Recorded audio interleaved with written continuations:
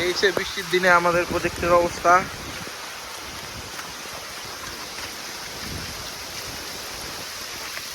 কই মাছের ট্যাঙ্ক, কই মাছ লাফালাফি করতেছে, কিছু কিছু আবার লাফ দিয়ে বের হয়ে যায় বাইরে।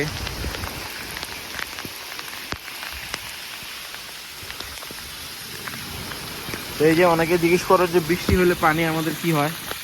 তো বৃষ্টি হলে এই যে এরকম ওভারফ্লো হয়ে বের হয়ে যায় পানি, ট্যাঙ্কি ফুল হওয়ার কোনো সুযোগ নাই, কারণ এদিকে এটা ওই লেভেলে কাটা আছে। তো এটা তো আমাদের শিং মাছের ট্যাঙ্ক। মাছকে দেখা যায়, শিং মাছ তো দেখতেছি না, নিচে নিয়ে দেখা যায় না, দেখা যাওয়ার কথা না। দিনের বেলা চেষ্টা করলাম দেখানোর পাঙ্গাসের।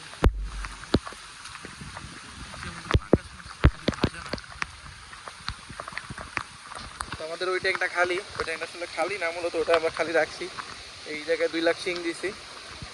তো এই শিংগুলা ওই ট্যাঙ্কে যখন একটু সাইজে আসবে তখন আমরা বাইশা তখন ওই ট্যাঙ্কে ট্রান্সফার করব, ওই জন্য ওটা খালি রেখে দিছি। তো এইটা হইছে, এটা কই, তো কইয়ের বাজারটা নিয়ে আমরা খুব শঙ্কিত, এই বাজার হইলে কেমনি কি করব। এরপরেও দেখা যাক কি আছে সামনে, কি হয়।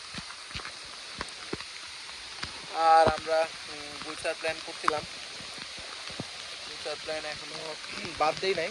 এই যে আমাদের ইয়ারেশন লাইনের কাজটা করতে হবে, করার পরে আমরা ইনশাল্লাহ গুলশার ছাড়বো আবার।